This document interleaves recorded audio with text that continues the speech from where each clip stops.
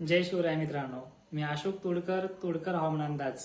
फेसबुकवरती आपला आजचा 4था दिवस आहे लाईव्ह येण्याचा. या अगोदर देखील आपण व्हिडिओज आपल्या तोडकर हवामान अंदाज यूट्यूब चॅनलवरती देत असतो. आता बघितलं आपण 4-5 दिवसामध्ये महाराष्ट्रातल्या बहुतांश भागांमध्ये गारपिटीचा तडाखा झालाय. पण या अवकाळीमध्ये बऱ्याच जणांचे बळी देखील गेलेत आणि विशेष म्हणजे या अवकाळीतून महाराष्ट्राची सुटका काही दिवसासाठी होत आहे. तर जो अवकाळी सध्या आपण पाहिलंय की छत्रपती संभाजीनगर, अहिल्यादेवी परिसर, नांदेड, इकडे नागपूर, वाशिम, हिंगोलीमध्ये सुद्धा काही मोजक्या भागांमध्ये झालाय, पुणे वगैरे परिसरात झालाय. आता यांना उद्यापासून वातावरणामधून मोकळी मिळते आहे, सुटका मिळते आहे. तर आता उद्याचं वातावरण कसं राहील हे देखील आपण थोडक्यात बघूयात. उद्या ढगाळलेली परिस्थिती होणार आहे. तुरळक ठिकाणी वातावरण जमा होण्याचे चान्सेस देखील आहेत, कारण पाऊस गेल्याच्या नंतर देखील काही बाष्प वातावरणामध्ये आपला प्रभाव टाकत असतं. त्यामुळे सांगली, सोलापूर भागांमध्ये ढगाळलेली परिस्थिती उद्या होऊ शकते. मात्र विदर्भ पूर्णपणे उद्या कोरडा आहे. मराठवाडा ही देखील बऱ्यापैकी कोरडा आहे.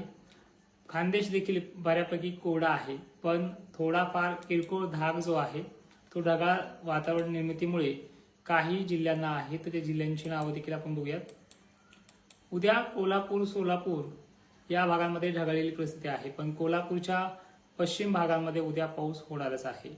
गोवा, साताऱ्याची पश्चिम बाजू, जो काही तोरणा वगैरे जो भाग आहे, इथे काही ठिकाणी गरमीची लेवल वाढल्यामुळे पावसाची कंडिशन आहे.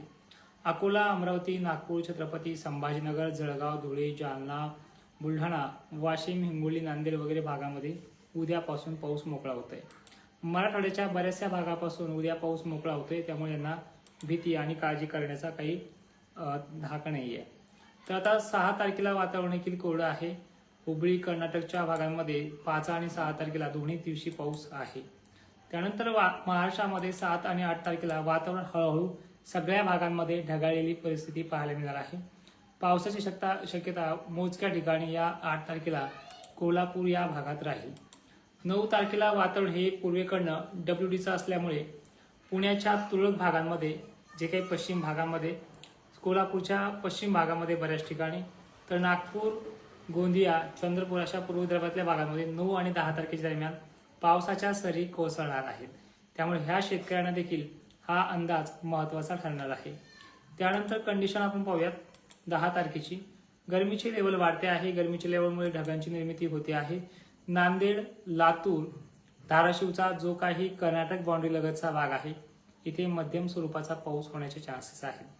नाशिक, पुणे, कोल्हापूर या भागात देखील मध्यम स्वरूपाचा आता हलक्या स्वरूपाचा पाऊस गरमीच्या लेवलमुळे आणि पुन्हा येत असलेल्या बाष्पामुळे होण्याचे चान्सेस आहेत. पण इथे फारसं नुकसान होणार नाही असा अंदाज आहे. त्यानंतर यवतमाळमध्ये देखील हलका ते मध्यम पाऊस पडेल. सर्वदूर पाऊस पुढचा नाहीये. कोल्हापूरला देखील याच तारखेदरम्यान कंडिशन सक्रिय होण्याचे चान्सेस आहेत.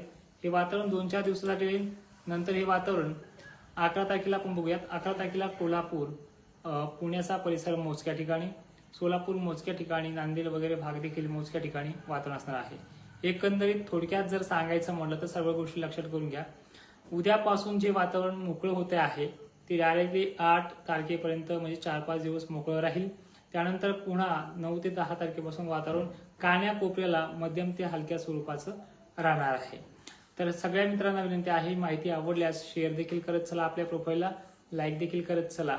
आणि विशेष म्हणजे या माहितीचा पूर्ण व्हिडिओ देखील आपल्या या तोडकर हवामान अंदाज फेसबुक प्रोफाईलवरती नेहमी राहणार आहे. तर पुन्हा एकदा सगळ्यांना विनंती आहे, एकदा सगळ्या तारखा आपण पुन्हा एकदा क्लिअर करूया. जे काही नवीन 2-3 जण आले त्यांच्यासाठी 5 तारखेपासून ते 8-9 तारखेपर्यंत वातावरण क्लिअर होणार आहे. महाराष्ट्रात बऱ्याच ठिकाणी जो काही धुमाकूळ घातलेला पाऊस आहे तो आता निघून चाललेला आहे. फक्त कोल्हापूरच्या भागामध्ये उद्या सक्रिय होईल. त्यानंतर 9, 10, 11, 12 या तारखेला कानेकोपरी तो घेणार आहे, ज्यामध्ये पुण्याचा तुरळक भाग, कोल्हापूर, सोलापूरचा दक्षिण, सोलापूर, कर्नाटकमध्ये पाऊस बऱ्याच ठिकाणी असणार आहे. नांदेडचा आणि यवतमाळचा मोजका भाग आणि नागपूरचा भाग हा पुढील टप्प्यामध्ये पुन्हा एकदा सक्रिय होणार आहे. वातावरण कोणतेही असलं तर त्याच्यामध्ये अवकाळीपणा हा असतोच. वारे, काहूर, गारपीट असे रडार बनतायत. या वातावरणामध्ये मोठा जर बदल झाला तर उद्याच्या लाईव्हमध्ये नक्की सांगण्यात येईल. तर मित्रांनो, थांबतो इथेच. जय शिवराय.